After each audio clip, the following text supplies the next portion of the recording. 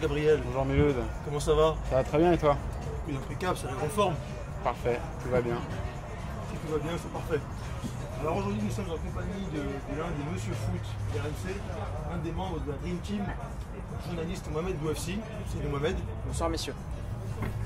Alors Mohamed, justement, tu déniches souvent des informations sur le Paris Saint-Germain pour RMC.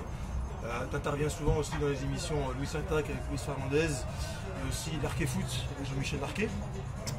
Donc justement, on va balayer plusieurs sujets pour que tu puisses un peu nous aiguiller sur l'actu du Paris Saint-Germain en général. On va parler un peu de transfert, on va parler un peu des champions, on va parler un peu de Ligue 1. Et puis à la fin, on va te lancer un petit défi pour un peu tester tes capacités footballistiques. Ça te va? Ça me va. Est-ce que tu es un supporter du Paris Saint-Germain ou bien tu es juste un spécialiste du Paris Saint-Germain? Non, je ne suis pas un supporter du PSG et on va dire un peu tant mieux parce que je pense que quand on est supporter d'un club et qu'on le suit, on manque peut-être parfois mais rarement d'objectivité si on veut le faire à fond.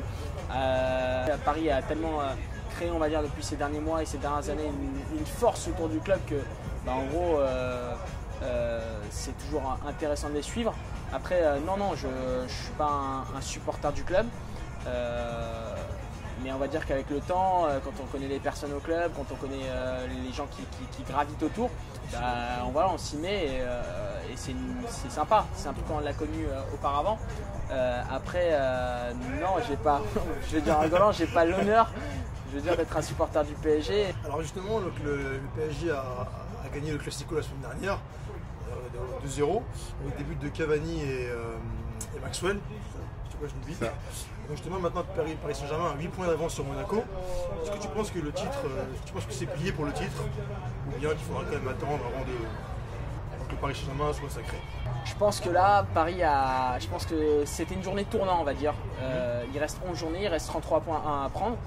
Pour l'instant, voilà, juste après le Classico, le classique. Après, pourquoi c'est une journée tournante? Parce que tout simplement, Monaco a perdu contre Saint-Etienne 2-0. Donc c'est pour ça que je pense que Paris a vraiment, on va dire, un pied en tant que champion de France. Je crois que personne n'avait de doute au début de l'année en disant que Paris serait un très gros favori de la Ligue 1. Après, Paris aujourd'hui 8 points sur le deuxième qui est Monaco, 11 journées de la fin. On voit que Paris souffre peu en Ligue 1. Dès qu'ils souffrent et dès qu'ils perdent, c'est un peu un tsunami.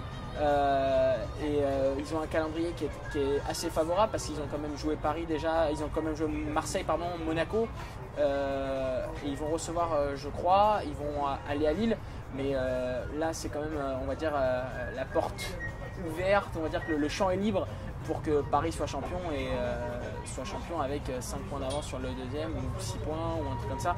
Paris, aujourd'hui, ce qu'on peut dire, c'est que Paris peut commettre 2 faux pas pour être tranquille, 2 faux pas, voire 3, pour ne pas être champion de France. Quand on voit que Paris n'a pas connu le faux pas, quasiment pas, en 38 journées, enfin en 27, en 27, et si on met les matchs d'avant de la saison dernière, là on va très très loin. Je pense qu'on peut se dire que Paris, comme dirait Laurent Blanc, Paris n'est pas encore champion, mais Paris peut rêver à porter le titre et rêver, mais un très beau rêve, quoi. Donc en plus de la Ligue 1, il y a la Ligue des Champions. Et Paris fait trembler un peu toute l'Europe, et surtout depuis l'année dernière. Et même s'ils ne sont pas encore qualifiés pour l'écart, ils ont vraiment un pied et demi dans l'écart, surtout après leur victoire à Leverkusen 4-0. Donc dernièrement, il y a eu l'Olympiakos qui s'apprête à éventuellement sortir Manchester United. Selon toi, quel serait le tirage le plus favorable pour le PSG parmi les équipes qui s'apprêtent à passer les huitièmes? Je pense que Paris a plus qu'un pied et demi en quart de finale des Champions. Je pense clairement que Paris aujourd'hui est prêt à recevoir n'importe quelle équipe, est prêt à jouer n'importe quelle équipe. Je pense que Paris dégage une telle facilité, une telle aisance technique, une telle palette, on va dire, technique. Je pense que Paris peut aujourd'hui affronter n'importe quelle équipe en se disant voilà, on est à leur niveau, on peut leur répondre sur le terrain. Je n'irai pas jusqu'à dire que Paris peut espérer un tirage comme l'Olympiakos ou un tirage un peu plus faible. Aujourd'hui, peut-être que la seule équipe qui dégage une plus grande facilité en Europe, c'est peut-être, comme le dit Thiago Silva, que le Bayern Munich. Après, Paris n'est pas moins fort que Chelsea.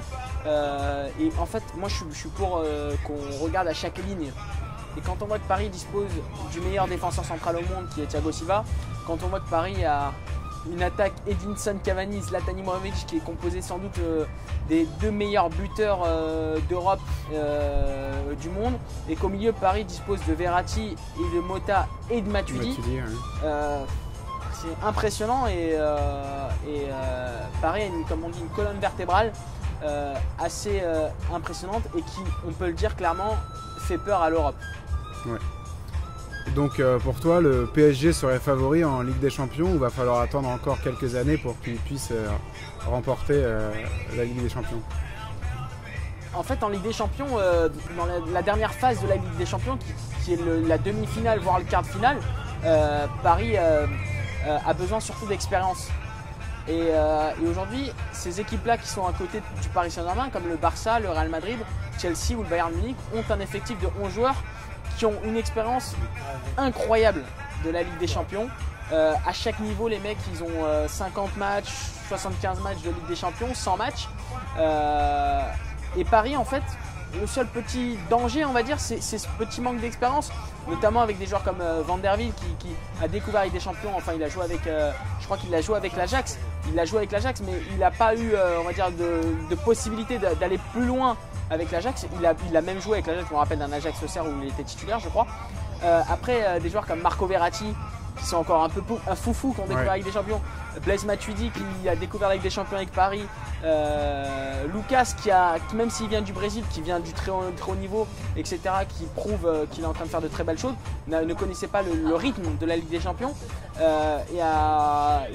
Voilà. Après, il faut trouver le juste milieu. Et peut-être que ce juste milieu est en train d'être trouvé. Mais à 4-5 joueurs près, Paris n'a pas encore toute l'expérience pour jouer avec des champions. C'est notamment le cas de la Védi aussi, qui a, je crois, une dizaine de matchs avec des champions. Peut-être qu'il va manquer ce petit brin pour cette année. Mais si c'est pas pour cette année... pour l'année prochaine. Pas l'année prochaine, mais Paris, aujourd'hui, Nasser Al-Khelaifi le dit, l'objectif du Paris Saint-Germain, quand il est arrivé, c'est d'être champion d'Europe dans les 5 ans. Voilà, on est à 2 ans et demi. 3 ans, ouais. Ça va faire 3 ans et quelques mois. Je pense qu'il lui reste 2 ans et je crois qu'il est dans les temps pour faire de belles choses à Paris. Maintenant, Ahmed, on va passer au mercato. Donc, comme tu sais, justement, pour être compétitif sur les différents tableaux, il faut avoir un effectif assez riche, aussi bien au niveau quantitatif que qualitatif. Donc justement, qui dit équipe compétitive dit forcément mercato. Donc avec le Paris Saint-Germain, on entend beaucoup de choses. On a parlé d'Eden Hazard, on a parlé de Pogba, on a parlé de Griezmann. Par rapport à Hazard, justement, il a à de multiples reprises dit qu'il n'allait pas quitter Chelsea. Je pense que c'est une piste à oublier.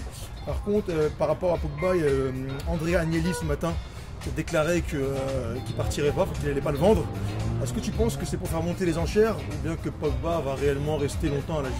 Il a même été plus loin, il a dit que Andrea Agnelli, président de la Juve, a dit que Paul Pogba était le patrimoine de l'humanité de la Juve. Qu'en fait, il fallait le mettre au patrimoine de l'humanité, parce que j'y étais ce matin.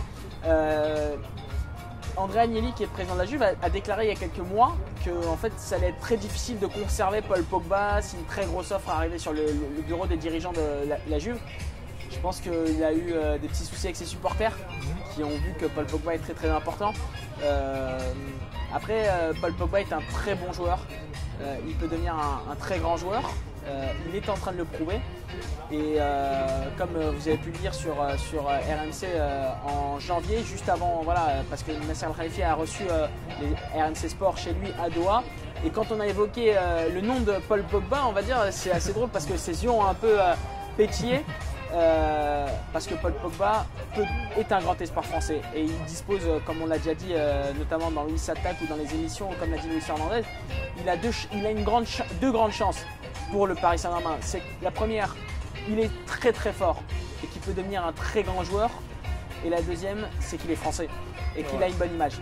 Et Paris veut construire une belle équipe, mais une équipe dans laquelle les Français peuvent s'identifier et dans laquelle Paris veut garder un petit peu une touche française. Et Paul Pogba est typiquement dans ce profil-là. C'est pour ça que c'est un joueur qui plaît aux dirigeants qataris, qui plaît à Nasser. Après, comme le dit si bien Nasser, si Paris devait faire une offre pour Paul Pogba, il la fera en premier aux dirigeants turinois et en parlerait d'abord avec eux. Mais comme on dit dans le football, il est dans la petite shortlist du Paris Saint-Germain, ça c'est sûr, clair, net et précis. Et le président Nasser Al-Khelaifi nous l'a confirmé, il n'y a aucun souci. Donc tu penses qu'on pourrait le voir débarquer courant juillet, Parc des Princes? Fin août pour la possible, surprise. Fin août pour la surprise, voilà. Ou alors est-ce que ce serait être trop optimiste de dire qu'il va signer pour Paris Saint-Germain? Alors ça, aujourd'hui, on ne peut pas le dire, c'est clair, net et précis. On ne peut pas dire qu'il va signer au Paris Saint-Germain, on ne peut pas dire qu'il va signer au Real, on ne peut pas dire qu'il va prolonger à la Juve. En Pogba a un contrat encore jusqu'en 2016, si je ne me trompe pas. Ouais. Il lui reste 2 ans. Voilà. Là, en juin, la Juve sera dans l'obligation de négocier avec lui parce qu'on ne peut pas laisser un joueur de cette classe à 1 an et demi de son contrat ou à 1 an, enfin l'année prochaine à 1 an, mais là en 1 an et demi. Donc il sera dans l'obligation de négocier avec les dirigeants de la Juve. Et là, des grands clubs comme le Paris Saint-Germain, comme le Real Madrid, on va dire, pourront rentrer dans la danse et pourquoi pas négocier clairement avec la Juve. Mais ce qui fera la décision à la fin, je ne pense pas que ce sera la Juve, je ne pense pas que ce sera Paris, je ne pense pas que ce sera le Real. Je pense que ce sera la volonté du joueur. Je pense que si Paul Pogba veut venir à Paris et que les dirigeants du Paris Saint-Germain le savent, je pense qu'il y aura une très belle brèche. Je pense que s'il veut aller au Real Madrid et que si ça revient aux oreilles de M. Pérez, le président du Real Madrid, je pense que ça sera une très belle brèche pour le Real. Et je pense que s'il voudra prolonger à la Juve, ça sera très facile, que ça va se faire ultra rapidement et qu'il n'y aura aucun souci. Aujourd'hui, la balle est dans le camp de Paul Pogba et pas dans le camp de la Juve ou dans le camp d'un autre club européen. Par rapport à Antoine Griezmann, parce que là aussi il y a pas mal de choses qui ont été dites, il y avait apparemment une offre qui aurait été faite, apparemment Antoine Griezmann serait venu visiter l'installation du Paris Saint-Germain, il serait venu apparemment au camp des loges, le joueur a démenti. Est-ce que tu penses que là aussi qu'il peut venir ou que c'est de l'intox de la part des journalistes qui veulent un peu faire monter la sauce pour un peu comme Pogba quoi. Est-ce que tu penses qu'il peut venir ou là encore c'est de l'intox? Je ne sais pas si ça existe l'intox des journalistes. Je pense qu'un journaliste, quand il sort une information, il croit toujours qu'elle est bonne et il croit toujours qu'elle est vérifiée. Et je pense que c'est la volonté première. Après, Antoine Griezmann n'a pas visité les installations du PSG. C'est clair. Antoine Griezmann n'était pas à Paris dans les derniers jours du mercato parce que, comme vous avez pu le voir, on a fait un document sur lui sur BFM TV, sur les Bleus d'Espoir avec Lucas Digne, Antoine Griezmann et Florian Thauvin. Et ce qui est drôle, c'est qu'on l'a tourné le dernier jour du mercato. Et donc on était en lien avec lui dans les dernières heures du mercato. On était vraiment en lien avec lui au téléphone, etc., avec ses proches. Et il n'a pas visité les installations du PSG, il n'est pas venu au camp des loges. C'est faux. Après, c'est un joueur qui plaît à l'Europe entière. Antoine Griezmann, c'est un très beau profil. Ouais. Il a un peu ce profil atypique de joueur qui dispose d'une rapidité, d'une technique incroyable. Paris observe, Paris guette, Paris supervise plusieurs milieux offensifs gauche. Il y en a un autre qui a joué en Ligue 1, je crois, qui est très connu, qui est belge, qui était dans les petits papiers du PSG il y a quelques années, qui est aussi dans les petits papiers encore une fois du Paris Saint-Germain. Après, je pense que l'intérêt sur Antoine Griezmann est peut-être moins important que sur Paul Pogba. D'accord.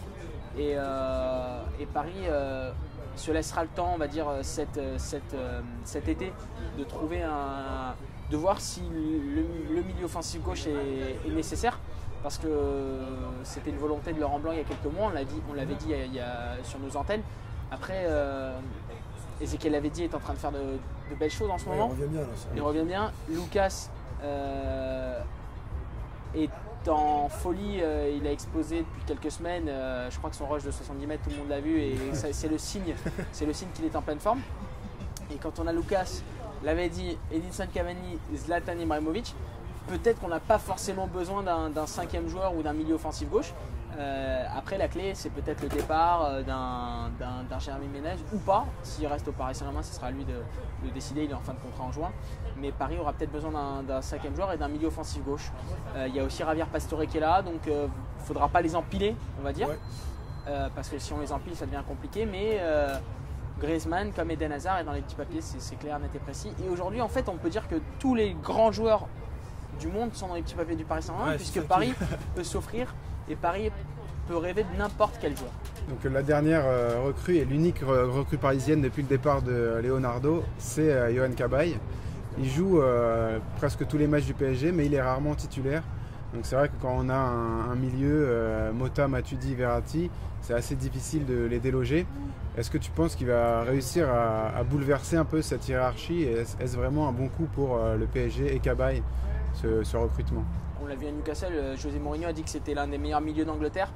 Alan Pardew, qui est entraîneur de Newcastle, a dit qu'ils ont perdu une pépite.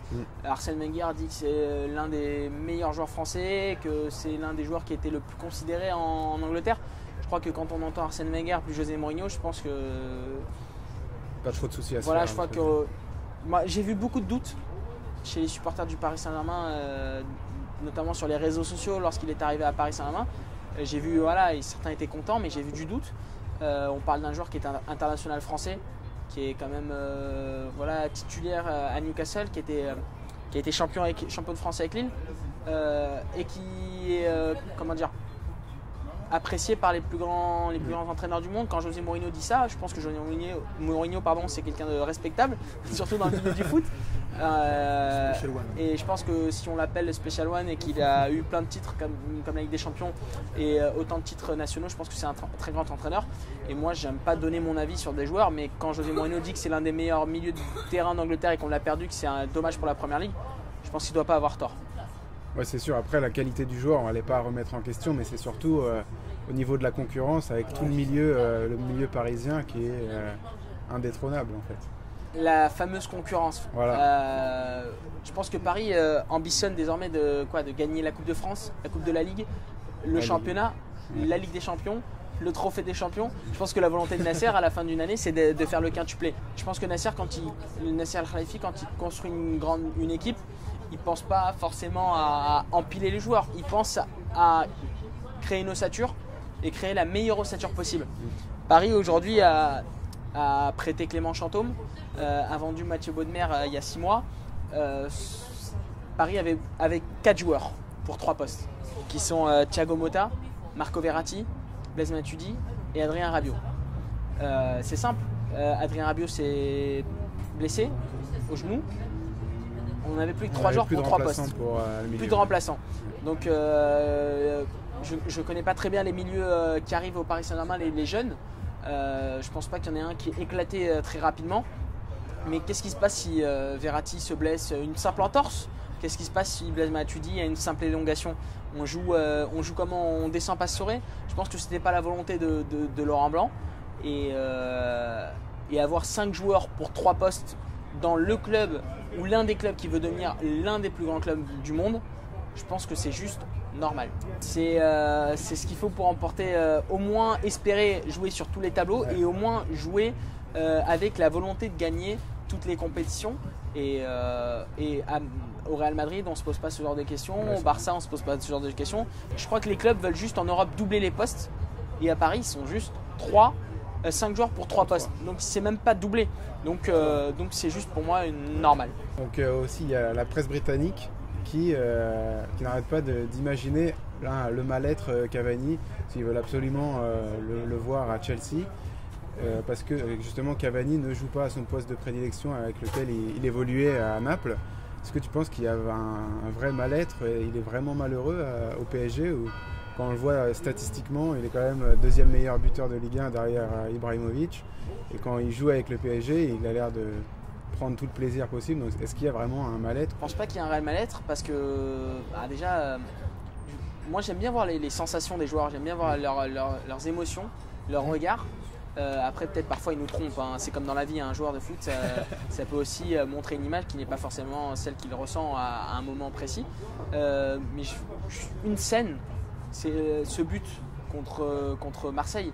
Quand il marque, il a une rage incroyable, il dégage une telle force, une telle sérénité qui c'est impressionnant. Et je pense pas que vous l'avez ressenti vous le mal-être quand il a marqué. C'est ça, en fait. Je pense pas qu'il y ait de réel mal-être. Je pense que Cavani aimerait bien jouer numéro 9 en pointe, etc. Mais je pense déjà qu'il est très heureux de jouer. Ça c'est le plus important. Il sait qu'il joue dans l'un des plus grands clubs du monde, dans l'un des meilleurs clubs du monde. Je pense qu'il est conscient de l'importance de Zlatan Ibrahimovic, parce que là on parle d'un très grand joueur. Zlatan Ibrahimovic c'est l'un des meilleurs joueurs du monde et je pense pas qu'il y ait de réel mal-être. Je pense que juste que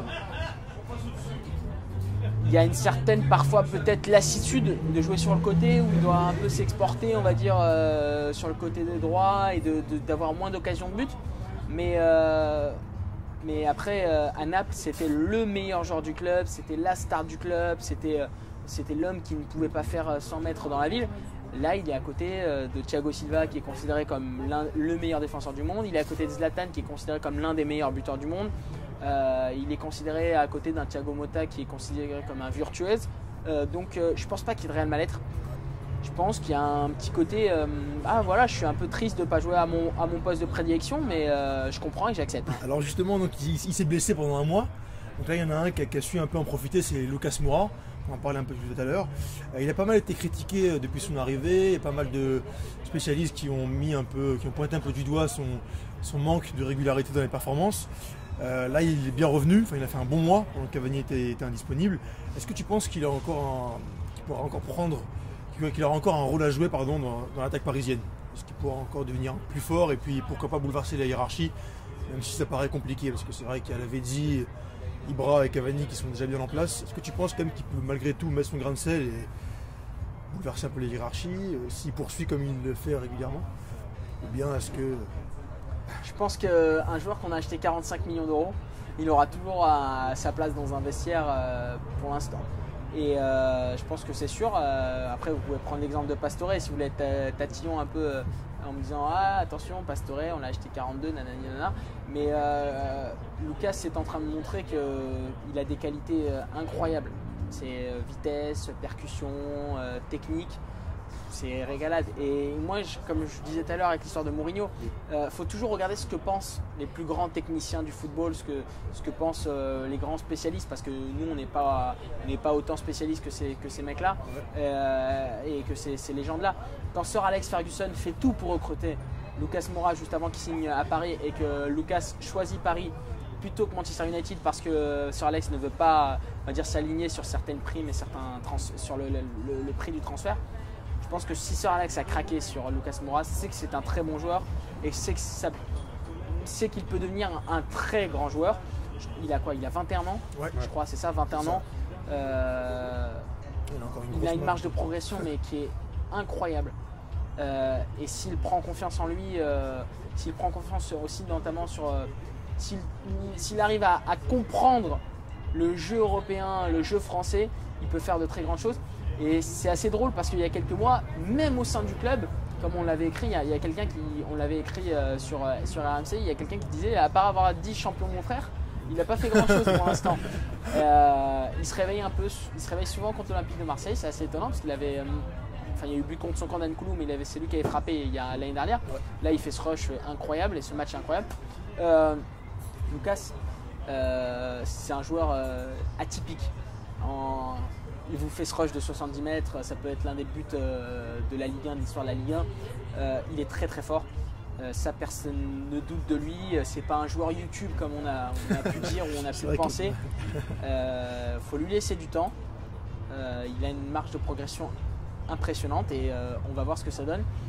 Il a montré désormais aux yeux de Laurent Blanc que c'est un bon joueur et qu'il peut lui faire confiance. Après, il faut qu'il comprenne que le jeu en France, c'est pas simplement prendre le ballon, courir et faire un crochet et voilà.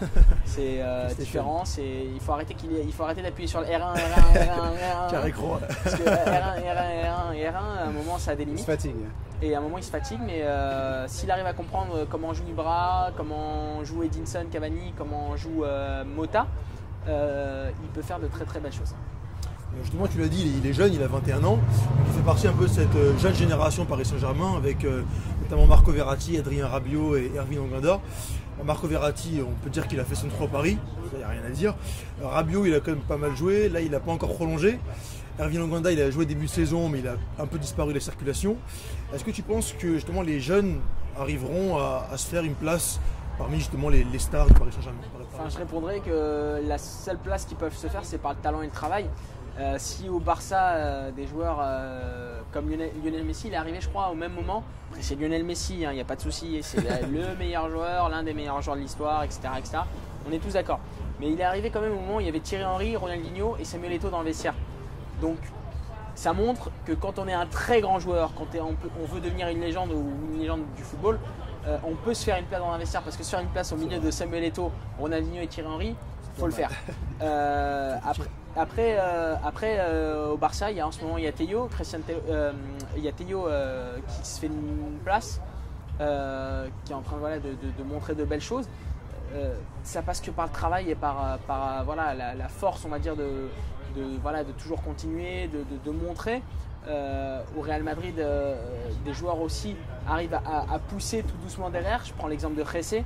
Si Jessé arrive à gratter du temps de jeu dans le vestiaire comme Morata l'a fait un peu en début de saison, c'est qu'en gros il arrive un peu à montrer à Carlo Ancelotti qu'il peut apporter quelque chose, à côté de Cristiano Ronaldo, Bale, Benzema. Si on voit quand même Bale, Benzema, Cristiano, Di Maria, tout ça, et qu'il y a un petit Jessé qui arrive et qui prouve, c'est que quand on a du talent, quand on a du travail, on peut tout faire dans la vie. Et c'est comme dans la vie, dans la société, mais c'est aussi dans le football. Si aujourd'hui Ervin Ojenda arrive à exploser et à travailler et à avoir cette marge de progression importante, sa place dans le vestiaire du Paris Saint-Germain, il se la fera. Même s'il faut un moment pousser un peu Ibra, pousser un peu Cavani. Ibra, il a 32 ans. Cavani, lui, il est encore jeune, il a 26, je crois. Ouais. Ibra ne va pas rester encore au Paris Saint-Germain 4-5 ans. Il lui reste 2 belles saisons peut-être. Et il partira, il lui reste 3 ans de contrat. Mais Ervin Ojenda, Adrien Rabiot, c'est la même chose pour Rabiot avec Mota. Mota, il a 32 ans, il lui reste 2 belles saisons peut-être. Avant de faire de très belles choses dans son après-carrière, parce que c'est un très grand joueur. Et à Rabiot, s'il arrive à prouver qu'il peut gratter du temps de jeu, il peut faire de très belles choses, mais le tout c'est de ne pas être pressé. Alors comme tu le sais, on a un rituel chez PSG Community, on lance un petit défi à nos invités, donc intitulé le roi de la jungle. Alors le principe est simple, tu as 2 essais pour faire un maximum de jongles. Donc tu vas être mis en concurrence avec les différents invités qu'on a pu recevoir. Et donc justement pour info, c'est Malik Bentala, quel record, il a fait 66 jongles. Donc est-ce que tu vas faire mieux? Ce qui est drôle, c'est que Malik c'est un ami, et en gros je lui ai envoyé un texto et il m'a demandé de le laisser gagner, donc je ne sais pas si je vais le laisser gagner ou pas. Et vous êtes dur parce qu'en plus les jongles, je suis pas très fan. Moi c'était plutôt vitesse, percussion, grande course, tout ça. Et en plus je sors d'une blessure, mais on va tenter ça et on va essayer de faire ça.